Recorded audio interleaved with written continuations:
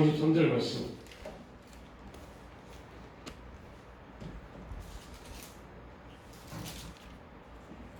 마태복음 6장 33절 말씀 함께 합독하겠습니다. 너희는 먼저 그의 나라와 그의 의를 구하라. 그리하면 이 모든 것을 너희에게 더하시리라. 아멘. 우리가 쭉 살펴봤던 시편 34편 9절 말씀, 시편 103편 13절 말씀, 시편 145편 19절 말씀, 잠언 22장 4절 말씀, 잠언 31장 3절 말씀. 그러니까 우리가 하나님을 경외할 때 주어진 약속은 무엇입니까? 라는 일본의 이 말씀들을 쭉 우리가 보면서 하나님을 경외하면 부족함이 없는 삶을 약속받습니다. 하나님을 경외하면 긍휼을 받습니다. 하나님을 경외하면 기도의 응답을 받습니다. 하나님을 경외하면 재물, 영광, 생명을 받습니다. 하나님을 경외하면 칭찬을 받습니다. 이렇게 쭉 살펴봤죠. 이 내용들을 한 부분으로 함축해보면, 정의해보면 이 말씀들이 우리에게 주는 두 가지 단어가 있습니다. 그 단어는 만족과 행복이라는, 우리가 쭉 살펴봤던 부족함이 없고 긍휼을 받고 응답이 있고 재물, 영광, 생명의 은혜가 있고 칭찬을 받는 이 모든 부분들을 딱 두 단어로 합치면 만족과 행복이다라고 볼 수 있죠. 하나님 앞에서 우리가 자주 만족감을 갖고 또 그 만족 안에서 우리가 참 행복이 이루어지는.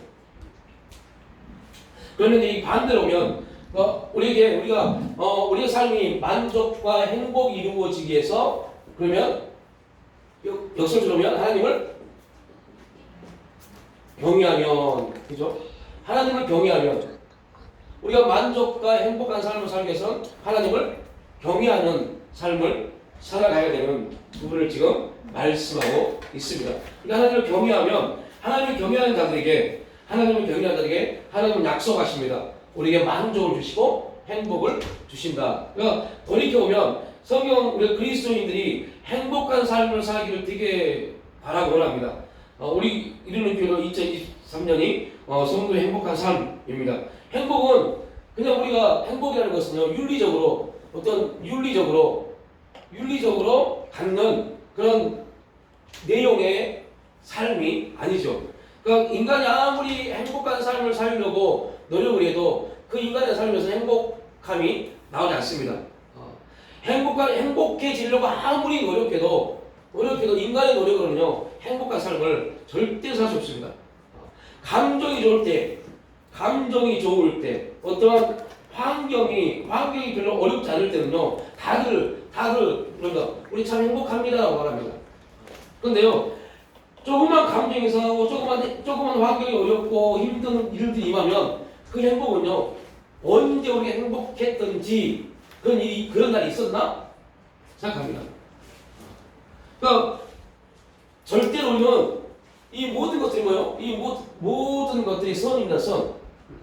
선을 행하고 싶지만 행할 능력이 전혀 없는 게 우리의 인간입니다. 그래서 아무리 우리가 행복한 삶을 살려고 많은 노력을 합니다. 그죠? 어떤 사람들은 행복의 조건을 돈으로 생각하고 있어요. 돈을 많이 벌면, 돈이 많이 있으면 행복하겠지. 근데 결코 그렇지 못합니다. 또 뭐가 있을까요? 권력을 가지면, 힘이 생기면, 뭐가 있으면 행복하겠지. 반대로 오면 돈이 없어도, 권력도 없고 힘도 없고 아무것도 없어도 얼마든지 행복한 삶을 살 수가 있습니다. 이런 조건이 다 가지고 있어도 행복하지 못하는 경우가 굉장히 많지만, 이게 아무리 이것들이 없어도 행복한 삶을 살 수가 있어요. 그래서 잠언서에는, 그죠? 육선이 가득해도, 그죠? 우리가 행복하지 못할 수 있습니다. 그럼에도 불구하고 사람들은 윤리적 질서 안에서 많은 것들을 가지면 행복할 수 있겠지라고 착각을 합니다. 가지면 뭔가를 소유하면 행복할 수 있겠지라고 착각을 하죠.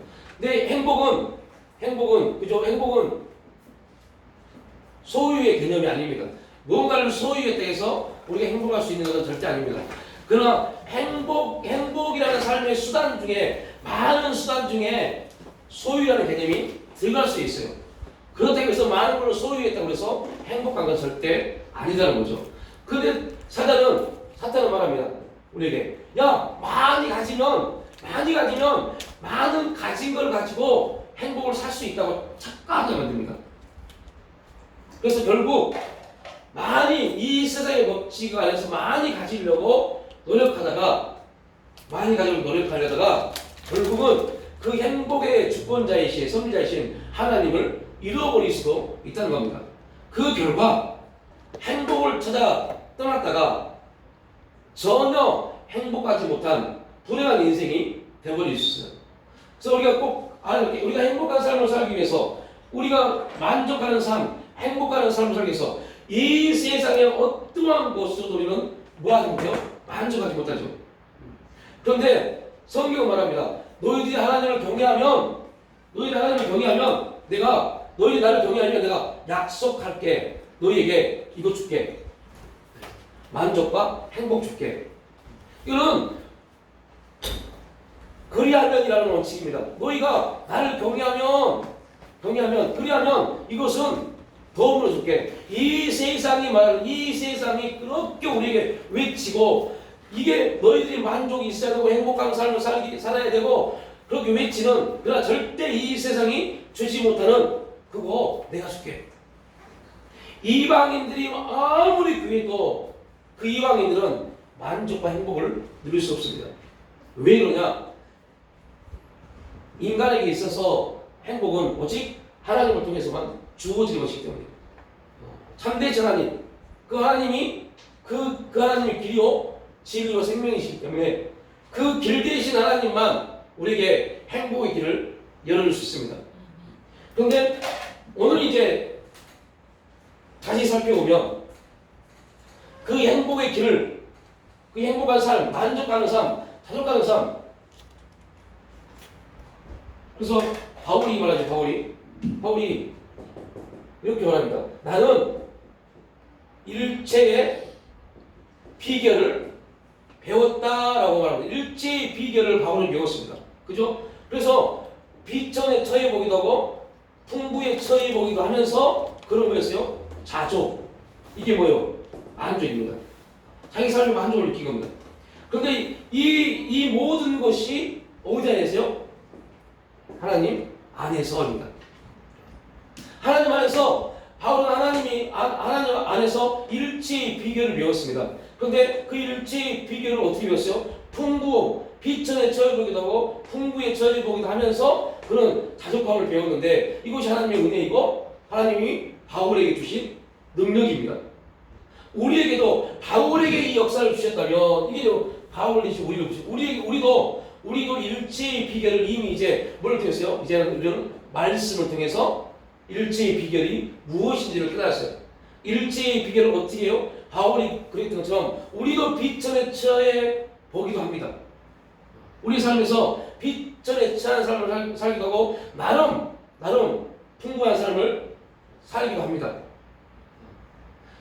그러면서 우리는 그리스도 안에서 우리 삶이 자족이 무엇인지에 대해서 우리 거기서 깨달음을 가져야 되죠. 그래야만 우리가 이 세상에서 행복을 누릴 수가 있고, 우리의 삶이 이 만족이 왜 중요하냐면, 자기 삶의 만족을 누리는 사람들이 어떤 사람이냐? 삶에 대해서 뭐하는 사람이? 감사. 항상 삶에 대한 감사가 있는 사람들만이 만족함을 갖습니다. 삶에 감사가 없는 사람은요, 결탄코 그들은 뭐가 없어요? 만족이 없어요. 그래서 바울은 항상 범사에 감사라고 말씀합니다. 항상 범사에 감사했을 때 우리 삶은 거기에서 만족이 이루어집니다. 그 감사하는 자들에게 감사를 할 수 있는 사람들은 소유의 개념이 아니죠. 이 사람은 존재, 내가 살아있다는 그 존재, 하나님의 자녀가 됐다는 존재, 그 존재로서의 행복을 누릴 수 있습니다. 하나님은 우리 유혹하시는 것은 소유나 존재이나, 그래서 자기의 존재 가치, 내가 어떠한 사람인가를 아는 사람들에게 하나님은 소유를 주십니다. 그래서 우리가 오늘 마태복음 6장에 보면 하나님의 나라와 그의 의를 구하라. 이거 누구만 할 수 있어요? 존재. 내가 누구인가를 아는 사람들이 할 수 있는 겁니다. 내가 누구인지 모르는 사람들은요, 그의 나라와 그의 의를 구하라 그러면 구하지 못합니다. 그래서 어느 집사님이 저한테 전화가 왔어요. 목사님 너무 힘들어요. 이 돈의 고뇌에서, 이 돈의 문제에서, 물질의 문제에서 해결받을 수 있는 방법이 뭘까요? 너무 힘든데. 그래서 제가 그분에게 우리가 오늘 함께 나눴던 마태복음 6장 33절 말씀을 드렸어요. 돈에서 해방될 수 있는, 물질에서 해방될 수 있는 방법이 있습니다. 마태복음 6장 33절입니다. 먼저 그의 나라와 그의 일을 구하십시오. 그러면 그 문제, 돈의 문제, 물질의 문제, 이방인들이 구하는 모든 것, 이거 하나님이 더 하신다고 하십니다. 그러면 거기서 해방될 수 있습니다. 라고 말씀드렸어요. 그런데 그분이 집사님이십니다. 제가 알기로 그분은 진짜 믿음이 좋다. 그 교회에서 믿음이 굉장히 좋다고 인정받으신 분입니다. 그런데 그분이 저한테 하신 말씀은, 목사님 그 말씀 믿으세요? 목사님 그 말씀 믿으세요? 라고 말씀하세요. 되게 황당했어요. 그분에게 그런 말이 나올 줄은 꿈에도 상상 못했어요. 목사님 그 말씀 믿으세요? 근데 제가 그분하고 이제 그 다음 얘기를 할 필요 없고 아무튼 그래서 전화를 끊었어요. 끊고 나서 생각해봤어요. 과연 우리는 이 말씀을 믿는가? 이 말씀을 진짜 하는 말씀으로 믿고 있는가? 그냥 교회 안에서 통용되는 그러한 말로 생각하고 있는가? 신앙인이기 때문에, 내가 교회를 다니기 때문에, 교회에 다니는 사람들이 보는 책이 뭐예요? 성경책입니다. 여러분, 그렇게 믿는 사람 알고 깨봤습니다. 교회에 다니는 사람들이 보는 책은 성경책, 절에 다니는 사람들이 보는 책은 불교. 참 기가 막히더라고요. 우리도요, 아니라고 그러지만, 우리도 내가 교회 다니니까 나는 성경책을 본다라고 그렇게 생각할 수 있어요. 그러한 삶을 살 수 있어요. 그러니까 우리가 그런 생각을 한다는 게 아니라, 나는 그런 삶을 살지 않는다고 말하고 있고, 나는 그렇지 않다고 말하고 있지만, 실제로 우리가 그런 삶을 살 수 있습니다. 그래서 무서운 겁니다. 뭐하면요? 이러한 것들이 믿어지지 않는 거예요. 그의 나라와 그의 일을 구하면, 이방인들이 구하는 거, 내가 구하고 있는 모든 거 더 하신다. 이게 안 믿어지는 거예요. 그런데 오늘 돌이켜보니 실제로 이 삶 속에서 얼마나 이러한 기도를 많이 했습니까? 그의 나라와 그의 일을 구하면 이 모든 것을 도와주시는 하나님, 이 말씀이 오직 내 삶 가운데 실제가 되어지고 가능되기를 원합니다. 하나님, 이 말씀대로 그의 나라와 그의 일을 구하는 그러한 신앙이 되기를 원합니다. 그러한 성도가 되기를 원합니다. 기도합니다. 그럼 결국 그 마지막 기도, 그런데 주님, 나 이거 필요한데요. 가 돼요. 그 말은 그리하면 그 다음 문제는 우리의 기도 제목이 아님에도 불구하고, 하나님 하실 일임에도 불구하고 하나님이 하실 일에 대한 기대, 믿음이 없습니다. 이거 하나 갖고는 이거만 하면 이거 안 하면 부족할 것 같아요. 그래서 이거 구하고 이것까지 구합니다. 자, 돌이켜보면 목사님 이거 구하는 게 뭐가 잘못됐어요? 구하라 그러면 주실 거죠. 그래서 구한 건데 라고 말합니다.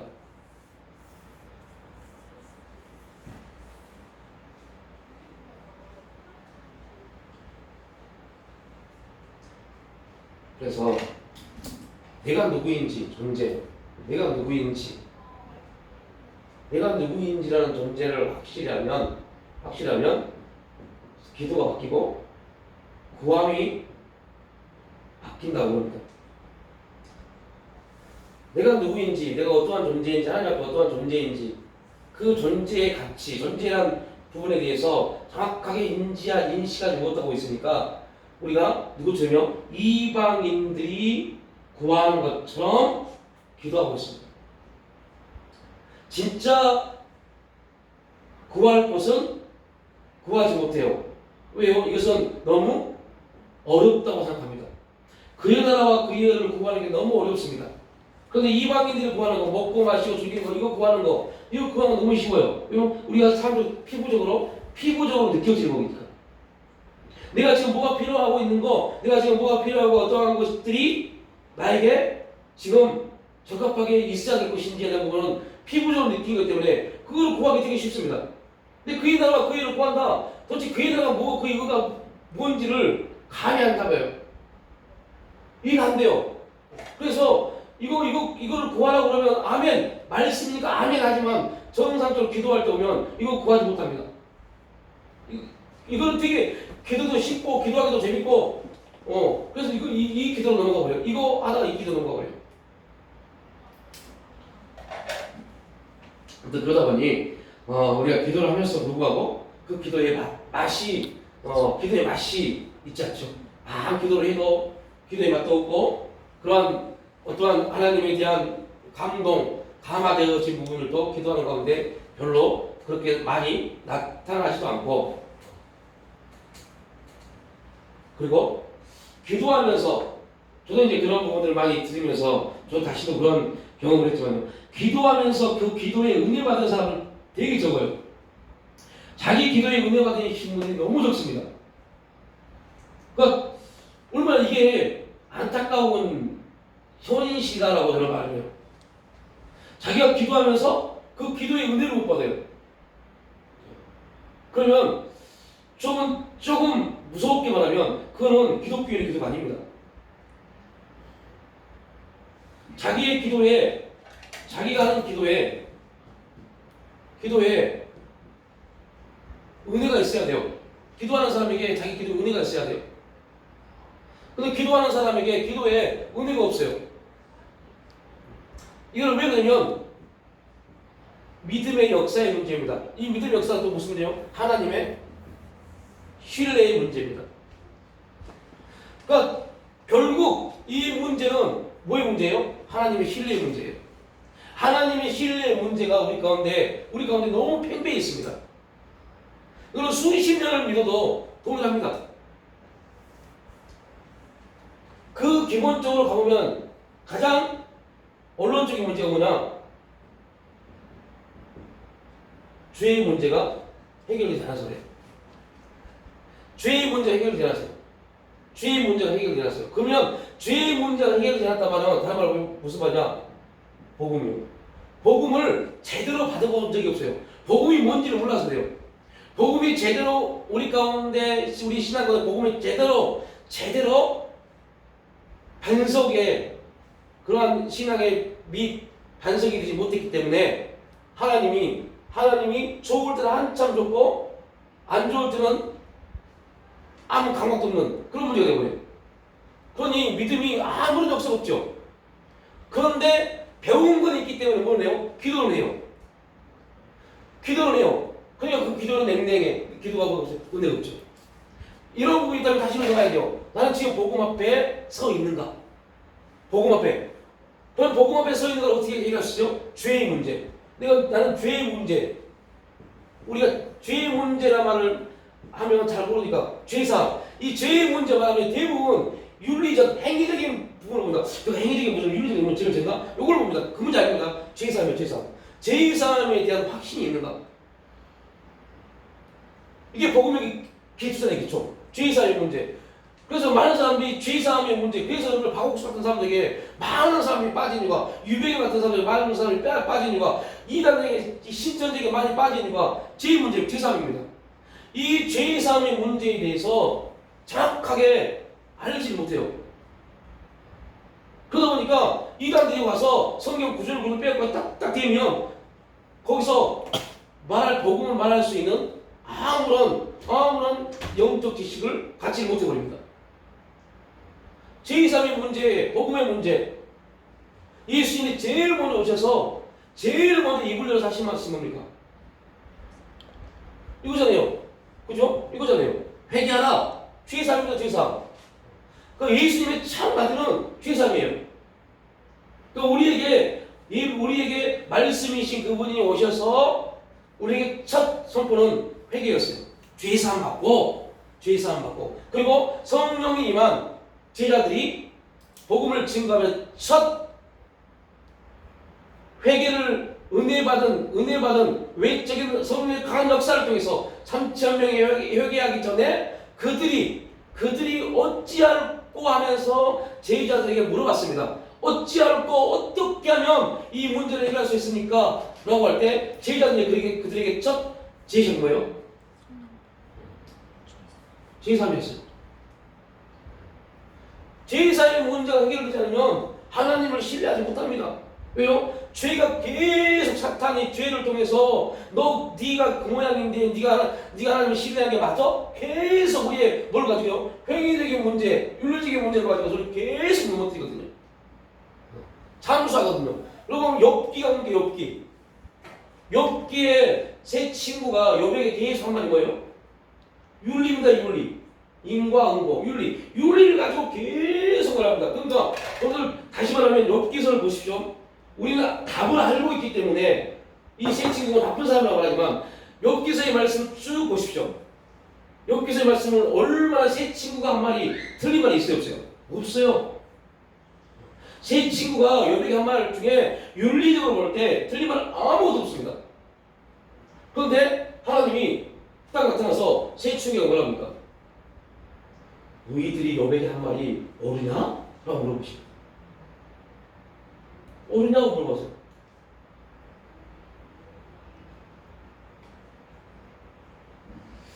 네. 그러면 우리가 많이 개업식 할 때 또 뭘 시작할 때 제일 많이 쓰는 거 뭐예요? 내 시작은 미약하나. 이거 여러분들 정확하게 보면 누가 말한 거예요? 제 친구가요. 그러면 그거 정확하게 말하면 윤리적인 말입니다. 그거 하나님 말씀 아닙니다. 하나님 말씀 아닙니다. 근데 우리가 되게 많이 했어요. 기도하면서 되게 많이 했어요. 그 말 쓰면 안 돼요? 안 돼요. 근데 왜 그거를 씁니까?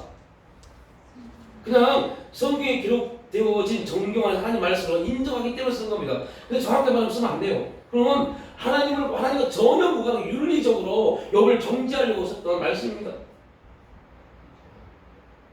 그건 정확하게 말하면 하나님이 하신 말씀이 아닙니다.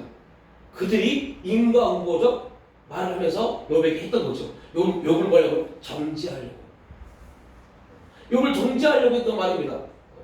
근데 우리는 그냥 아무런 꼬리낌 없이 그 하나님 말씀으로 딱 간판 선고 표해가지고 막 지금 붙여놓은 겁니다. 또 가게 개혁하면 제일 많이 하는 게 그 말씀입니다. 그러면 이 말씀대로 의미대로 하면 가게 개혁할 때 딱 그걸 붙였다면 무슨 말이에요? 하나님의 축복이 아니라 윤리적으로 인과응보적으로 잘 되면 잘 될까? 이런 뜻입니다. 그러니까 의미를 보면 좋은 말이지만 하나님과 무관한 말입니다. 이렇게 보면 교회 안에서 좋은 말들이 얼마나 많습니까? 얼마나 많이 좋은 말들 씁니까? 이 세상에서요 좋은 말들 얼마나 많이 씁니까? 근데 그건 뭐가 아니에요? 복음이 아닙니다. 그래서 제가 말씀드렸죠? 목사가 있고 교사가 있고 대통령이 있고 있다고 봅시다. 스님이 있고 신부가 있고 다 사랑을 말합니다. 여러분 서로 사랑하십시오 라고 합니다. 목사나 교사나 대통령이나 스님이나 신부나 사랑하십시오 말합니다. 그 사랑이 다른 똑같습니다. 근데 목사가요 교사나 대통령이나 스님이나 신부처럼 그냥 사랑하십시오 라고 말하면요 목사가 할 필요 없어요. 대통령이 사랑하십시오 이 말이 목사가 말보다 훨씬 더 파급력일까요? 목사는 사랑하십시오 이렇게 말하면 안 돼요. 복음적 사랑을 말해야죠. 하나님이 여러분을 사랑하신 것처럼 해야 돼요. 이게 목사가 할 수 있는 겁니다. 교사나 대통령과 스님과 신부가 할 수 없는 것을 우리 그리스도인들은 말해야 돼요. 선을 행하고 싶죠. 여러분 선을 행하야 됩니다. 선을 행하고 해야 되지만 우리는 선을 행할 수 있는 능력이 없습니다. 그래서 우리는 하나님을 왜요? 의지해야 됩니다. 하나님을 의지해서 그분이 보내신 성령을 통해서 우리는 선한 일을 할 수 있습니다. 이게 그리스도인이 하는 말입니다. 여러분들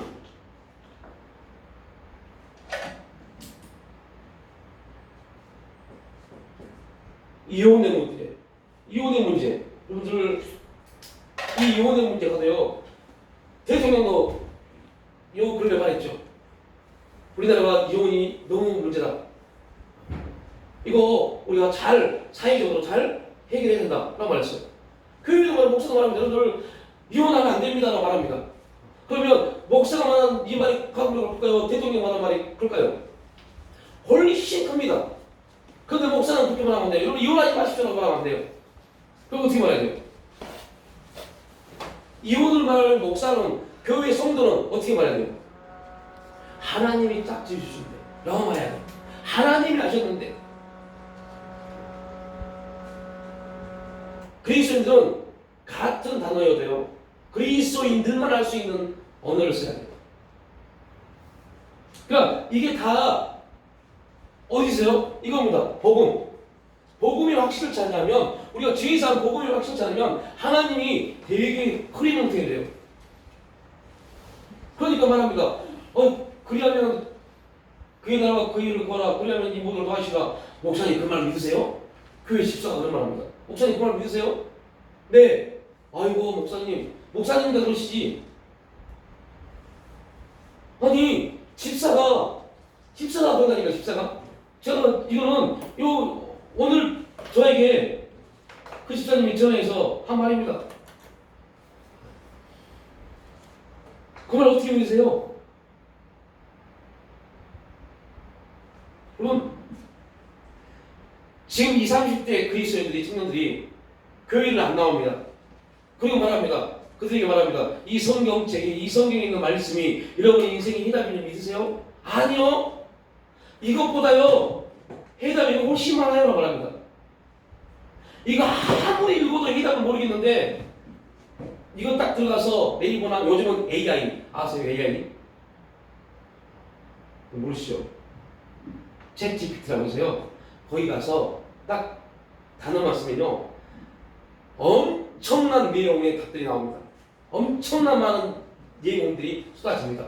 성경 아무리 읽어도 도대체 이 성경에서 뭘 깨달음이 있고 뭔 해답이 안 나와요. 그런데 챗 GPT 들어가면요 AI 들어가면요 엄청난 내용이 나옵니다. 저는 일부러 안 합니다. 목사님들 딱 들어서 아브라함의 신앙에 대해서 딱 치면요 설교 수만 편이 나옵니다. 그러면 그거 읽으면서 딱 만들면 좋은 설교, 엄청난 설교, 엄청난 많은 자료들 다 가져올 수 있어요. 논문 딱 그 단어 그 제목 넣고 딱 하면요 수십만 편의 논문이 나옵니다. 그럼 그거 읽으면서 사요. 요즘 책도 안 사요. 다 나오니까요. 제가 왜 그걸 안 하냐면 잘 몰라서 있지만 감정이 메말리니까요. 감정이 메말리니까 안 합니다. 무슨 말이냐? 너무 편해져 버려요. 답이 다 나와 버려요. 그러면 목사가 교회 성도가 이걸 들고 있으면 제일 먼저 뭐가 쌓일까요? 이거 하나님의 신뢰. 하나님 부르지 않습니다. 하나님 부를 시간에 이거 지고 하면 다 나오는데요. 어떻게 하면 되겠구나. 돈 버는 방법. 문제 해결 방법. 그의 나라와 그 일을 구하고 이게 아니구나. 이렇게 하면 되겠구나. 수십 가지의 돈 버는 방법이 나오니까요. 이걸 한번 해봐야지. 이게 되어버립니다. 그러니 목사가 아무리 앞에서 여러분 그의 나라와 그 일을 구하십시오. 그러면 이 모든 것 이방인들과는 모든 하나님이 더 하실 겁니다. 그러면 겉으로는 아멘 하고서 그러죠. 아이고 참 순진하시는 이렇게 되거든요. 아직도 이게 진짜라고 있나? 여러분 성경이 거짓말인 이유 딱 AI 딱 치면요 수천 가지의 내용이 나옵니다. 성경이 거짓말이라는 이유. 그리고 딱 말합니다. 목사님 보세요. 거짓말이라잖아요. 할 말 없는 겁니다. 왜요? 그들은 이게 뭐가 돼요? 신이 돼요. 신. 이게 신이 돼요. 그러니까 그 집사가 그렇게 기도 많이 하고 그렇게 그 교회에서 인정받은 집사가 목사님 그 말 믿으세요? 마태복음 6장 33절 말씀 믿으세요? 네. 그러니까 더 이상 말을 이해하지 못해요. 왜요? 그는 믿음이 있다. 많은 사람이다. 그 집사뿐만 아니라 많은 사람이 믿음이 있다 생각하고 열심히 기도합니다. 열심히. 누가 중심이에요? 믿음이 있다면서 누가 중심이에요? 자기요, 자기. 이걸 우리가 원래 자기의라고 해요, 자기의로. 열심히 합니다. 그런데 결국 그의 가장 큰 문제는 뭐예요? 제2사의 문제예요. 하나님 나라, 하나님의 의가 나오려면요, 제일 먼저 뭐가 이루어져요? 죄의사함에서 자유로워야 돼요. 죄의사함의 문제가 해결돼야 돼요. 기독교의 출발은 뭐예요? 죄의사함이에요, 그죠? 그래서 여러분 예배 배웠죠? 요한복음 4장에 예배가 나옵니다. 예배를 말하기 전에 요한복음 3장에서 누가 나와요? 니고데모예요. 니고데모에게 하나님이 뭐랍니까? 물과 성령으로 거듭나지 않으면, 물과 성령으로 거듭나지 않으면 하나님의 나라를 갈 수 없다고 그래요. 하나님 나라 안에 생각하는 게 뭡니까? 예배입니다. 하나님 나라 안에 있는 자들이 하는 게 예배입니다. 하나님 나라 안에 사는 게 예배입니다. 하나님 나라를 딱 설명합니다. 하나님 나라를 설명을 다 해놓고 이제 사마리아 여인에게 갑니다. 갔더니 사마리아 여인이 참 영적인 사람입니다. 영적인 사람. 뭐라고 그래요? 예배를 어디서 드려야 진짜 예배입니까? 물어봅니다. 어떻게 예배를 드려야 됩니까? 어느 곳에가 진짜입니까? 어느 곳이 진짜입니까? 라는 말은 언제부터요? 여로보암이에요. 여로보암 때부터 이루어진 사건입니다. 왜 여로보암이 있잖아요. 우리 배웠잖아요. 여로보암이 자기가 10개 민족을 데리고 와서 북이스라엘 만들어놓고 남유다 내려갈까봐 거기다가 제단을 세우고 제사장이 없으니까 국민들에게 야 너희들 중에 제사장 하고 싶은 사람 들어. 그래서 뽑아서 마음대로 제사장을 삼았어요. 그때부터 그들은 어디 있어요? 사마리아에서 예배를 드리는 겁니다. 그게 수천 년이 지나서 이제 거기가 딱 뭐예요? 예배 장소가 되어버렸어요. 그 예수님이 딱 오시니까 어디가 진짜입니까? 라고 물어봅니다. 원래 이스라엘 백성되면 어디가 진짜입니까? 라고 하면 안 돼요. 안 됩니다. 그들 어디 가야 돼요? 예루살렘 들어가야죠. 그럼 그래서 진짜 무슨 게 뭐예요? 베델은 가짜입니다. 그죠? 가짜임에도 불구하고 시간이 지나면서 가짜가 진짜가 되어버렸어요. 그들에게는. 예수님에게는요, 예루살렘도 뭐예요? 가짜입니다. 예수님 말합니다. 아니야. 이것도 아니고 저것도 아니야. 성령 안에서 진리의 말씀으로 예배에 들 때가 올 거야. 라고 말합니다. 언제요? 하나님 나라가 세워지면. 하나님 나라가 이루어지면. 근데 하나님 나라가 어떻게 이루어져요? 물과 성령으로 거듭난 사람, 물과 성령으로 거듭난 사람의 삶이 하나님 나라입니다. 그럼 우리는 지금 그래서 이게 굉장히 중요합니다. 우리는 지금 여러분은 물과 성령으로 거듭나셨습니까? 확신이 있어야 돼요. 나는 물과 성령으로 뭐였다? 거듭났다. 제사 받았다. 결코 사탄은 뭘 가지고 나가요? 윤리적 삶이요. 윤리적 죄요. 여러분 윤리적이 얼마나 많은 죄를 집니까? 우리는 아마 윤리적 죄로 우리를 판단한다면 우리는 하나님 나라 가서 한 명도 없을 겁니다. 근데 사탄은요, 요백이 그랬던 것처럼 계속 윤리적인 걸 가지고 와서 네가 야, 너 오늘 그런 인생을 살고 그렇게 거짓말 치고 그렇게 잘못된 정치까지 못하는 삶을 살았으면서 하나님이 너 사랑하실까? 라고 물어봅니다. 하나님이 너 사랑하실까? 우리는 이미 제사 받았기 때문에 그 사단의 음성보다는 어떤 음성이요? 우리가 배웠죠? 하나님 사랑에 대해서 하나님은 무조건 거듭난 자를 뭐 하신다? 사랑하신다. 하나님의 사랑의 대상은 그 누구도 아닙니다. 예수 그리스도를 통해서 뭐하는 사람이요? 거듭난 자들이에요. 이게 하나님의 사랑의 대상입니다. 우리 배웠잖아요, 그죠? 대상이 하나님은 사랑의 대상이 있습니다. 그 대상이 누구라고요? 거듭난 사람들. 그러면 우리가 하나님의 사랑의 대상이 되려면 뭐에 확신해야 돼요? 죄사함이에요. 나는 뭐했다? 죄사함 받았다. 이거에 대한 확고한 복음이 세워져야 돼요. 이게 복음입니다. 복음은 다른 게 아닙니다. 죄사함. 그래서 여러분들 이 복음이 확실해지면 뭐에 대해서 또 확실해요? 우리가 왜 이방인들이 구하는 것을 구합니까? 뭐 때문에요? 이방인들이 구하는 걸 구하는 가장 기본이 뭡니까? 가난이요. 그렇지 않으세요? 없으니까 이방인들이 구하는 걸 구하는 겁니다. 근데 이방인들이 구하는 것들을 해결하는 방법이 뭐라고요? 복음이요. 가난한 자에게 돈을 주다가 아니라 가난한 자에게 기적을 나타낸다가 아니라 가난한 자에게 오병의 기적을 주다가 아니라 가난한 자에게 복음이 전파됐다는 겁니다. 복음이 전파. 그래서 이 복음이 딱 들어가면 우리 뭐예요? 만족, 자족이 이루어집니다. 행복이 생깁니다. 복음이 이루어지면 그때부터 하나님의 일하심이 확실해집니다. 그러면 믿음이 어떻게 했어요? 믿음이 반응하기 시작하죠. 그 믿음이 반응하는 기도에는 항상 그 기도하는 사람이 뭐예요? 은혜가 임합니다. 은혜가. 그래서 성경은 이거를요, 평강이라고 해요, 평강. 그래서 기도의 응답은 어떻게 해요? 기도할 때 평강이 임한다. 그럼 100% 기도의 응답이 임합니다. 근데 기도할 때 평강이 임하지 않는다라는 무슨 말이에요? 이거는 믿음의 기도가 아닌 겁니다. 내 필요에 의한 기도죠. 내 필요에 의한 기도이기 때문에 기도하면서 의심이 생긴 겁니다. 그래서 그걸 기도하다가 의심이 생긴다라면 지금 나는 뭐하고 있어요? 자기 필요에 의한 기도입니다. 이 기도를 누가 하는데요? 이방인들이에요. 그러면 이제 또 이런 질문을 합니다.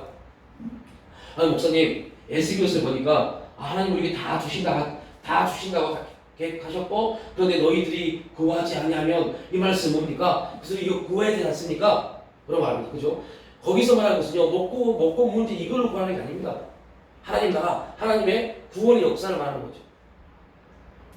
그러니까 하나님의 섭리, 하나님의 역사를 말하는 거지, 우리가 막 이방인들이 구하는 것을 구하라 그 말하는 게 아닙니다. 이거는 하나님 구하는 더하여 주가기 때문에.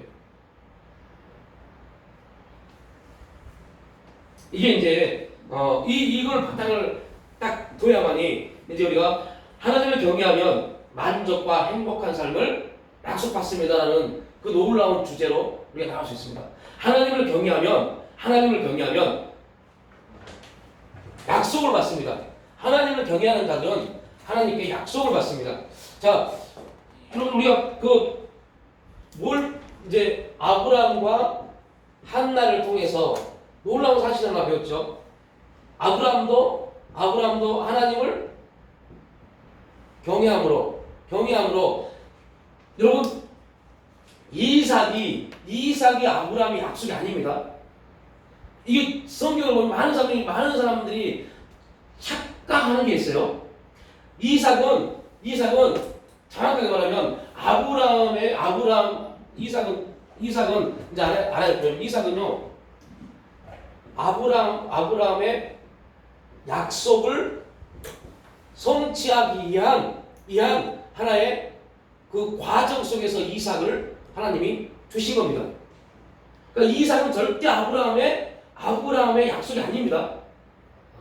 근데 많은 사람들이 이삭을 하나님의 약속으로 착각을 해요. 아닙니다. 아브라함의 약속은 뭡니까? 하나님이 아브라함에게 준 약속은 뭡니까? 열국의 아비요. 그 아브라함을 통해서 한 민족이 이루어지는 것이요. 이게 약속입니다. 그 약속의 첫 출발이 뭐예요? 이삭입니다. 이삭. 그런데 하나님 뭐라 합니까? 그 약속의 첫 출발인 이삭도 뭐라고요? 나한테 좋아하는 말을 합니다.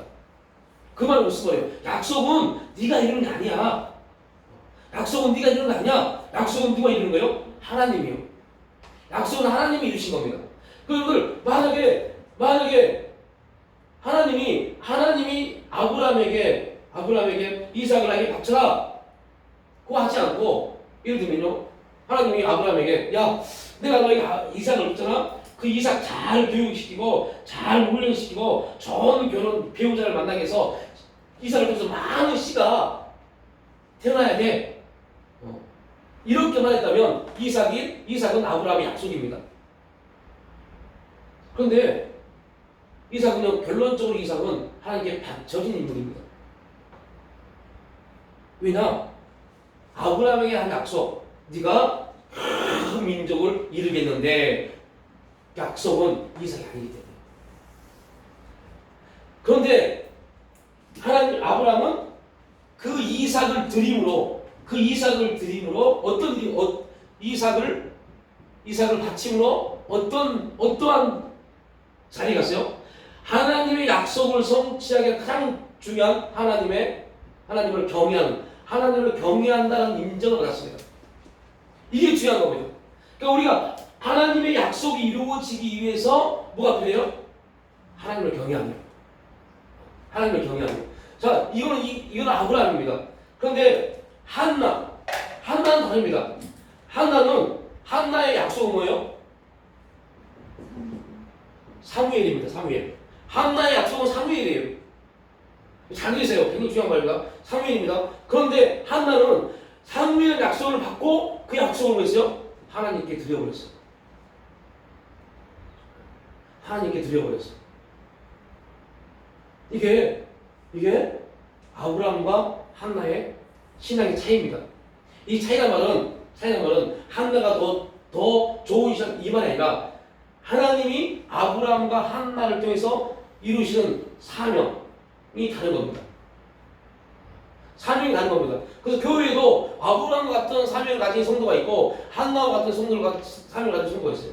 사명은 다 다릅니다. 이 다 다른 사명자를 통해서 하나님은 그 교회를 통해서 뭐예요? 영광을 받으십니다. 사명이 다 똑같으면 그건 교회가 될 수가 없어요. 다 달라요. 어떤 사람은 아브라함 같은 사명을 가진 사람이 있어요. 어떤 사람은 한나와 같은 사명을 가진 사람이 있어요. 이 말은 이렇게 한다는 게 아니라 사명의 내용을 말하는 겁니다. 다 다른 사명을 하나님은 주셨고 그 각자 다른 사명을 통해서 하나님의 거룩한 공동체를 이루어가십니다. 그래서 네가 잘났네 내가 잘났네 할 수 있었다? 없습니다. 교회에 딱 들어온 순간 제가 여러분 회개한 게 있어요. 뭘 회개냐면 제가 문자하는 게 있잖아요. 어떤 집사님은 밖에서 봤는데 너무 시간이 교회 오기만 하면 하신다고 그 말 있잖아요. 제가 그걸 엄청 회개했어요. 왜냐? 그게 사명이었어요. 그게 하나님이 그분에게 주신 사명이 그겁니다. 분명히 사명이 있어 교회에 보내신 겁니다. 근데 저는 그냥 보여진 걸 갖고 많이 했어요. 얼마나 하나님 책망했겠어요. 야 이놈아, 네가 그를 이 교회에 보내시는 그 하나님의 사명이 있는데 그걸 네가 그 보여진 걸 가지고 그렇게 말하면 네가 목사냐? 목사는 그러고 보면 안 되는데 뭘 봐야 돼요? 하나님이 보내신 목적을 봐야 되는데 그냥 보여지는 거. 왜 그러냐면 예배에 방해가 되는 것 같고 예배 시간이 촉박해지고 내 예배 설교의 시간이 막 촉박해지니까 내가 준비했던 걸 다 하지 못하고 이게 막 부담이 되더라고요. 그래서 말한 거였는데 하나님 그게 굉장히 안 좋은 부분이었어요. 설교가 중요한 게 아니죠. 그죠? 설교의 내용이 중요한 게 아니잖아요. 아무리 설교의 내용이 좋아도 하나님 역사하지 않으면 그건 누구 말이에요? 그냥 목사 말입니다. 그러나 설교가 막 어영부영하고 설교 내용도 없고 막 그래도 누가 역사하시는요? 하나님 역사하시는 거예요. 중요한 게 그겁니다. 하나님 역사 있나 없나 이걸 중요한 건데 저는 제 예배가 제 설교가 방해되는 것 때문에 저분이 밖에서 참 은혜에 갈 때는 너무 막 궁금하게 있으니 왜 교회에 저러지? 제가 이 말을 웃자고 했지만요. 그 말하고 교회에 손을 놓고 쭉 기도하는데요. 갑자기 그 집사님하고 기도하는데 하나님이 마음에 아픔을 주세요. 내가 뜻이 있어서 보내지 아니한 사람이 누가 있느냐? 내가 분명한 뜻이 있어서 그를 보내서 그 모습 그대로 보냈는데 그걸 가지고 내가 보낸 그를 함부로 판단을 해? 여러분, 이걸 우리 각자에게 적용시켜 보십시오.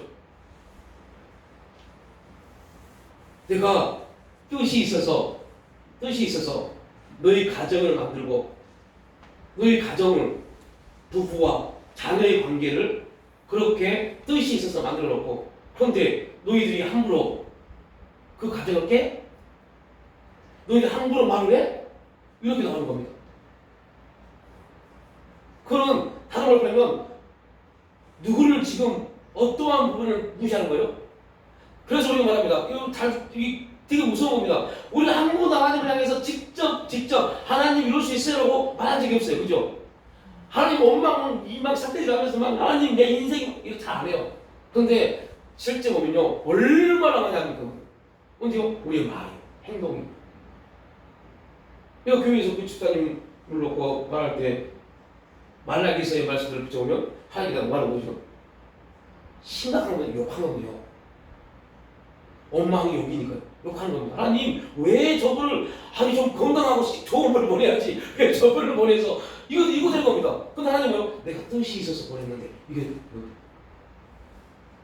내가 뜻이 있어서 너를 남편과 부인으로 만들고 그 남편과 부인을 위해서 이 자녀를 보냈는데 야 뭐 네가 마음에 안 든다고? 그 말은 무슨 말이에요? 너 나 무시하니? 아유 우리 자녀를 왜 이 모양이니까 하는 순간 누구를 무시하는 거예요? 하나님. 제가 우리 아들이 지금 우리 아들 주장이가 마음이 상처가 너무 많아요. 감독님이 저를 써야 되는데 써주도 않고 그러니까 얘가 마음이 제 친구들 지금 막 장난이 잘 나가고 있거든요. 근데 자기가 제 친구들 훨씬 더 막 다른 팀 가는 애들 훨씬 더 잘하고 더 잘하는데 자기가 그렇게 안 뛰니까 막 미치는 것 같아요. 그래서 제가 이제 그러면서 이런 마음을 먹었어요. 너는 그곳에 있으면 안 되겠다. 그 생각을 했어요. 이거 빨리 1학년 2학기 되기 전에 학교를 또 이제 지금 또 힘들어요. 이게 안 되고 왔다 갔다 하고 막 회비 같은 거 너무 부담 들어서 좀 이쪽으로 좀 옮겨야겠다는 마음이 들었어요. 그 마음이 확 들어왔어요. 그래서 그래야겠다 하고 저는 이미 마음이 결정했어요. 그래야겠다 마음이 결정. 근데 그 결정에 지한이가 응하지 않으면 그 결정은 무의미한 겁니다. 저는 결정을 했어요. 그래서 기도해서 하나님 저 이렇습니다. 이렇게 하겠습니다. 그랬더니 그 부분도 이제 오늘 예배 시간에 이걸 말씀을 준비하면서 그걸 놓고 하나님 다시 물어보세요. 만약에 그게 내 뜻이라면 넌 어떻게 하겠니?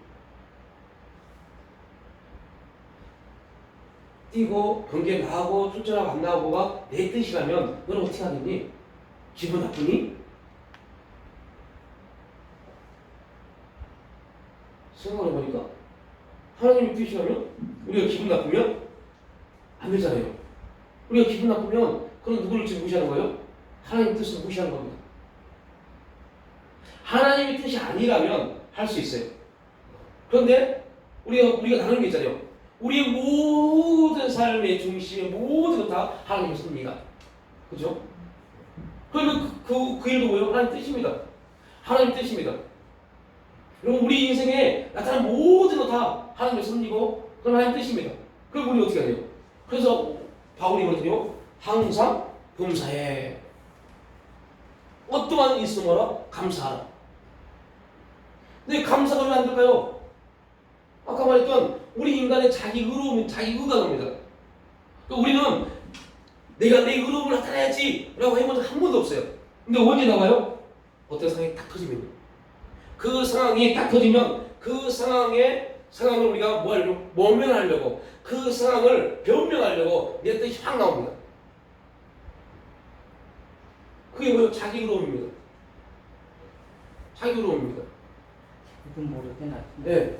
이거는 당연히 왜 우리가 아직 미성숙하니까 성숙에 가는 과정. 그래서 그거를 그럴 때 하나님이 딱 깨닫게 해서 회개하면 이 사람은 여기 뭐예요? 성장한 겁니다. 그래서 여러분들 회개가 왜 중요하냐면 깨닫고 회개하면 우리가 거기서 성장할 수 있기 때문에 중요한 겁니다.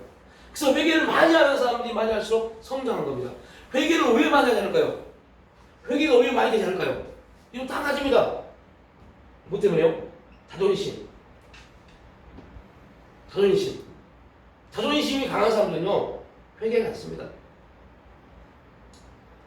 이거 자존심이라는 거는 다른 말하면 자기 의로움입니다. 이게 강한 사람들은요 회개하지 않습니다. 그런데 여러분들 우리가 훈련을 통해서 깨달음이 있고 은혜가 임하면요 회개합니다. 회개가 많아지면 많을수록 우리는 뭐요? 성장합니다. 이게 우리 기독교인의 성장의 법칙입니다. 그래서 하나님은 성령은 계속 우리를 뭐하겠다고요? 회개시켜요. 계속 회개시킵니다. 왜요? 회개를 많이 하면서 우리가 성장해서 하나님의 원하는 뜻을 이룰 수 있기 때문에. 그래서 성령이 우리 가운데 오셔서 하시는 가장 또한 중요한 원리가 우리를 계속 죄 가운데 우리를 깨닫게 해요. 그래서 어린아이 때는 이제 저희도 집에서 쭉 보면 민경이가 있고 언니도 있잖아요. 뭐 평상시에 둘 똑같은데요. 이제 만 나이로 민경이가 7살입니다. 만 나이 7살인데 언니들은 지금 만 나이로 22, 24. 노력이 똑같아요. 평상시에. 어느 때 딱 깨닫고 움직이면 완전히 달라요. 만약에 언니들이 계속 민경이가 똑같이 행동한다면요, 우리 부모는 마음이 막 무너질 겁니다. 나이가 몇 살인데 저기 아이가 저 모양이 무너질 겁니다. 성장했단 말은 이 아이의 삶이 지금은 전혀 달라진 겁니다. 그리고 그 안에서 보니 애기라서 그래 라고 말할 수 있는 겁니다. 우리 기독교의 특징이 바로 성령께서 계속 우리에게 그렇게, 예전에는 민경이 나이던 이게 뭐가 됐어요? 죄가 아니었어요. 근데 나이가 1살, 2살 먹어가면서 이러면 안 되구나. 이게 뭐가 돼요? 죄의 성립이 됩니다. 죄의 성립이 돼요. 그래서 함부로 감정이 요동하는 것도 뭐예요? 죄입니다. 근데 평상시에 이게 죄라고 느끼잖아요. 염려하는 거, 어느 분이 저한테 그러더라고요. 목사님 염려 안 되세요? 염려하는 거 당연하지 않으세요? 당연한 겁니다. 근데 우리가 성장하면 할수록, 우리가 하나님을 만나면 만날수록 뭐 하지 말아야 돼요? 염려하지 말아야 돼요. 왜요? 염려는 우상숭배입니다. 염려는 우상숭배입니다. 그래서 염려가 많으면 많을수록 우리는 우상을 더 많이 숭배하는 겁니다. 그러면 회개를 통해서 염려하는 것도 뭐야 돼요? 회개해야 돼요. 회개해야 돼요.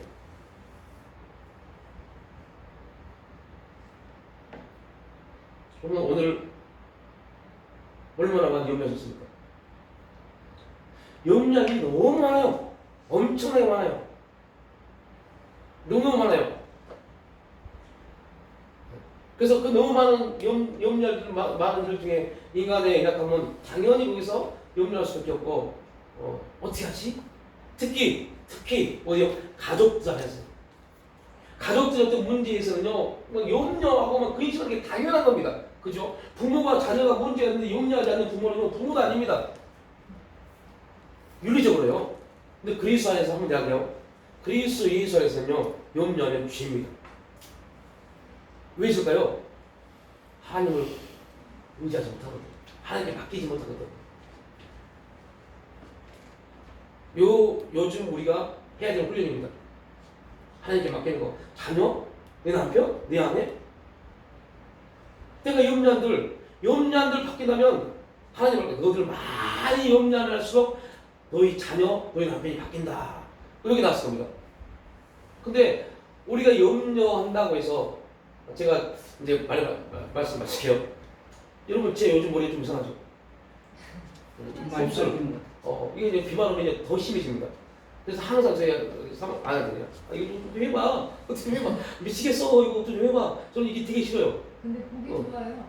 그런데 다 그래요. 괜찮은데? 난 너무 안 좋아요. 나는 좀 쫙 내려서 막 뭐라고 하지? 스트레이트. 그런데 머리가 빠지기 때문에 파마한 걸? 팜 안 했어요. 원래 곱슬이. 그래요? 나 파마한 줄 알고. 다 물어봐요. 팜하셨어요? 목사님 팜하셨어요? 아니요. 원래 그런데요. 그러면 다 그래요. 너무 좋은데요. 너무 싫어요. 또 좀 해봐. 그래서 그리고 오늘 이제 이거 며칠 전이에요. 요즘은 잘 말 안 하는데 또 너무 심하면요, 이게 되게 부담스러워요. 그래서 근데 하나님 갑자기 이상해요. 야, 너 그렇게 염려하고 근심해서 머리가 쫙쫙 펴진다면 매일 염려라. 근데 염려 하잖아요. 머리가 이상하다 하면요, 계속 밖에 나가서 머리 맞으면 돼요. 머리 길 가다가 거울 보고 거울에서 여기서 머리 내리고 있어요. 그러나 절대 이 머리는요, 다시 내려오지 않습니다. 이거 쫙 펴놓고 나가면 다시 또 몰아져요. 비만 오면 완전히 막 장난 아닙니다. 비 오는 날은, 비 오는 날은 정말 왜 더 곱슬해지는지, 습기가서 그런지. 근데 주님은, 야, 그러는 거 그렇게 될 수밖에 없는 이 머리인데 그걸 가지고 내가 계속 염려한다고 막 이렇게 한다고 해서 된다면 계속 할 건데 아니잖아. 그럼 방법은 두 가지야. 머리를 완전히 밀든가 아니면 이걸 감사함으로 그냥 그렇게 살던가. 그래서 머리를 완전히 밀 수 없으니까 이제 그렇게 해보려고 그래요. 하나님 저는요 이거 도저히 감사 못합니다. 감사할 수 있도록 붙잡아달라고. 그럼에도 불구하고요 잘 안 돼요. 그래서 저희 아내도 그렇고 뭘 고민해. 고민이 엄청 됩니다. 그러면 이게 저는 별로 안 좋았어요. 보기 괜찮은데 그게 안 좋고. 이게 이제 나의 의로움입니다. 내 자기입니다. 내 생각입니다. 이걸 빨리 빨리 바꾸면 이걸 바꾸면 나는 여기 이 부분에 대해서는 성장하는 겁니다. 아직 이거에 대한 어림이 있기 때문에 거기에 계속 매는 겁니다. 이제 알아요.